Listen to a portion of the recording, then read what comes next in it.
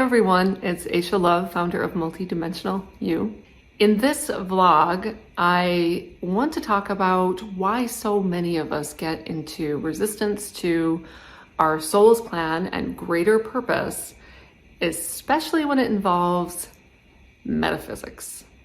Now, a lot of this is going to seem probably pretty common sense and straightforward, but as usual, these videos are not just an intellectual exploration, they are multidimensional transmission. So embedded within this message is a series of what I'm being told right now are energetic attunements that will help you begin to shift some of that resistance. So not interested in just talking about it, like let's transform it, let's alchemize it, let's move it. Okay, so the number one fear I channeled as part of this conversation wasn't what I expected right off the bat. That came a few down. This is the fear of being yourself. Now, right, it's a little bit of a head scratcher because on the surface you think, wait, like I'm myself. I have no problem being myself. Or do you?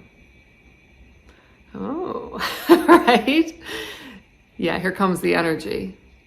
So what's happening is we're being invited into a deeper inquiry into what is the self? And is the self that I've been working with the sum total of who I am? Yeah, they're coming in. Not even close. Not even close. So fear of being fully yourself, which goes right into and not fitting in. Thanks to Brene Brown for all the research on shame, the opposite of belonging is fitting in, is what her research proves out. Let that sink in, right? Because then we're not anybody. We're just trying to fit in. We're contorting ourselves like, is this how you do it here, right? I know I've spoken to this before. There is a fear, an intrinsic fear of being fully yourself, and all that might mean. And then this goes right into the other fears. So the other fears that, create this resistance to living out your metaphysical greater purpose, steeped in multidimensional reality, has to do with the fear of being ridiculed, seen as weird, and persecuted. And many of us actually have experience with persecution from minor to extreme, but I'm being told right now to be careful there because the spectrum of minor to extreme is subjective, meaning what to one person might seem like a minor persecution to another, depending on a number of different factors, may feel very like a major persecution. It has to do, they're showing me, with where you are on your shadow complex integration and healing. So if you haven't even begun shadow work, for example, you don't even know what the shadow is, you're just out in the world projecting a version of self that you feel like other people will like and will fit in. And the minute more of your authentic self comes through when it comes to metaphysics and you get any sort of blowback, the shadow complex is not prepared for that because it hasn't looked at its own, why do I have shame? Why do I have low self-worth? Why do I not love myself, right? You haven't really engaged in that inner transformational healing process yet. And so, whoop, like we all, like the turtle back in the shell. And this has derailed many of us at different points on our trajectory. So now you're seeing, of course, the beautiful weaving in of why shadow work is so incredibly important. There are other reasons as well in this bigger kind of hidden conflict that we're in.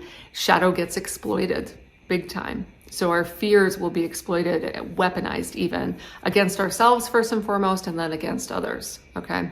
I feel the need to put that in here into this video, even though that's like a whole video in and of itself, just to give you another reason why shadow work is so incredibly important at this time.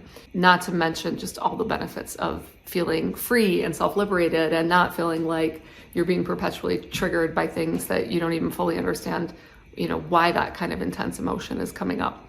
So let's go back to fear of persecution because it is such a big one. The persecution can run the gamut from mild skepticism, right? That raised eyebrow you sometimes get when you say something that's part of your direct experience and truth, but isn't a part of another's. And they're kind of going, what are you talking about?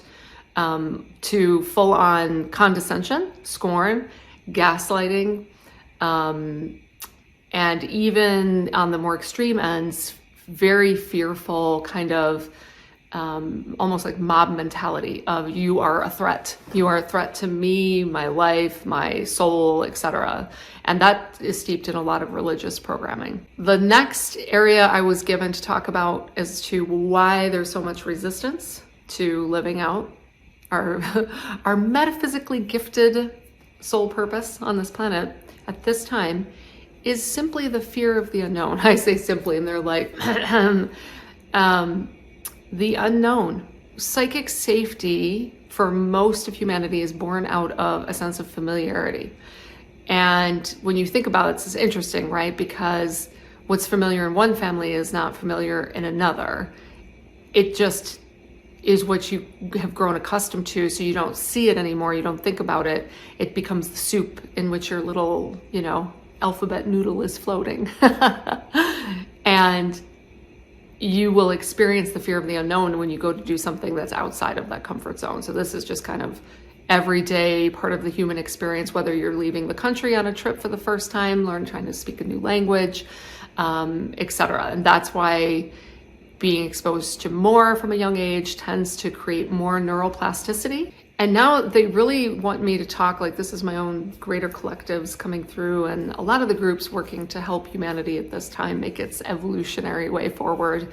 You can call it ascension. Kind of interesting, like ascension is not a term favored in scientific circles. Evolution is not a term favored in spiritual circles. It's like, but to me, they're one and the same, right? So we're doing a huge embodiment shift and evolving out of a more warring, conflict-based civilization into something a little more enlightened, elevated, and frankly stable. So the fear of the unknown, what I'm being shown right now, reveals our bias in our modern civilization towards objective reality over subjective experience. I've talked a lot about that on this channel already.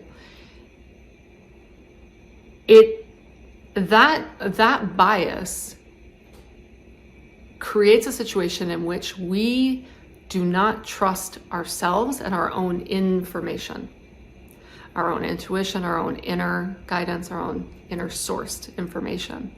And so if we don't know something, or if someone else doesn't know it, if it isn't widely known yet, when we look laterally, we don't feel safe. There is not psychic safety.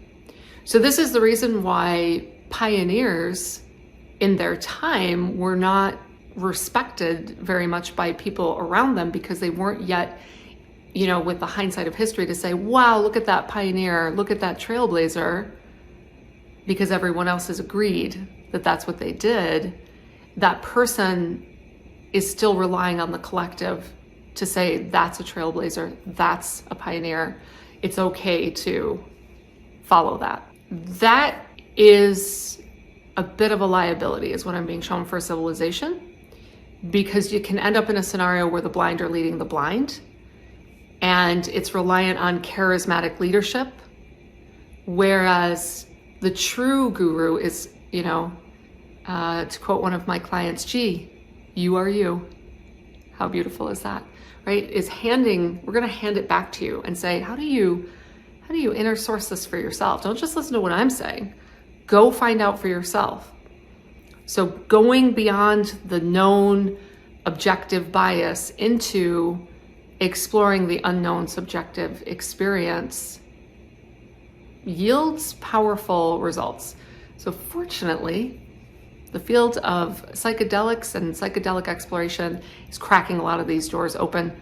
Frankly, makes my job a lot easier. Then come on down and we'll have conversations here about what now you are re-aware of, right? Because we're all at the soul level aware of all this, but we come into these human lives, get all conditioned and contracted down, and then it's like, what? That's crazy talk. And then until it's not, right? Either through a near-death experience, a psychedelic experience. Some people are just having spontaneous awakenings. There's a lot shifting at this time. And there is a lot of effort underway to make it so. And you know what? You're part of that effort. Otherwise, you wouldn't be anywhere near my channel. There is a part of you that is yearning to carry out your soul plan, which may not even be in the physical realm. Some people's contracts go way beyond, right? So most of my multidimensional field work, it's not here in the physical. It's working through several even harmonic universes, but certainly it's multidimensional, right? And if I had not learned how to be vulnerable within myself, within relationship to my own inner skeptic, to say, wait a minute, let's just give it a shot. Let's do some shamanic journeying. Let's do some meditation. Let's talk to the being that showed up and is trying to tell me, remember your training and transfer all these abilities and then watch your abilities transform. You know, my healing abilities, my remote viewing, my telepathic, and certainly my, big grid work abilities just would not be what they are if I had not allowed this kind of fluidity of being and this open-mindedness to create an environment in which I could receive new information and frankly learn, right? So this would be a learning via inner tech transfer. And to that end, I have a really exciting announcement. I have been tinkering through direct, guided, facilitated, channeled experience with some of my groups and clients to engage in the inner tech transfer of the multidimensional self, specifically beginning with, and this is what I'm going to release on my channel soon, beginning with alternate timeline transfer. What I was shown is that this is a powerful healing modality to bring us into greater coherence, wholeness, and out of a state of dysregulation and fragmentation. It's powerful stuff. And let me tell you, having done it myself along with my group, wow, is really cool technology. So I can't wait to bring that out to all of you. One of the other big pieces of resistance that feels important to circle back to as to why you may not be fully aligned with what you came to do here is the fear of being wrong. I know I've dealt with that. There's two different areas. Some people's family cultures, right, have really been about being right and intellectual, but not necessarily intellectually curious that goes way beyond the lateral view shed. It's more kind of intellectual, and in the know, and basing your self-identity, your self-value, and even authority based on being in the know. So I would invite everyone to adopt the learner's mindset, the explorer's mindset, the archaeologist mindset. What might be here that I might not even be aware of? Because that's what I see over and over again with myself and everyone I've worked with, especially those of you who are getting recruited at this time to work with me at a certain level. You have very specific roles on the planet. You are coded in a specific way, and those codes are needed. But you can be under the weight of all of this resistance. Which brings me to the next one. Very specifically, the resistance stems from giving your power away to others in your life, whether that's parents, siblings, spouses, children. And at the end of the day, that's a choice. And we do it for so many different reasons. Not to rock the boat, to be liked and loved. But ultimately, remember, you at the end of your lifetime and in your life review are going to be the one facing your decisions, right? And so I don't think there's pain quite like the pain of self-betrayal. So let that be a motivator. Yep, I'm gonna give you a little extra energy there to not self-betray. And maybe just begin to ask the question, I've known there's something there. I always want to keep that door shut, or I want to only open it so much. Why is that? Why would that be? Okay, I've been talking about this for years. This was the basis of so many of my programs in the past, but this feels really important to revisit it because guess what? we're not done. We don't just awaken like, right, I didn't get to spirit medium and then just hang out there. It's been unfolding and unfolding and unfolding, right? That there are always these new levels, not for everyone, but for many of us. And certainly for those of you I'm being asked to call forward now out of retreat, retirement, out of kind of that half awake state, or got to a certain level and not sure where to go from here state. Okay. You know, and if I just zoom out, I get it. You know, we have great intentions planning these lives, and we know it's going to be a challenge, but then we're here and we're kind of like, wait, what? Who?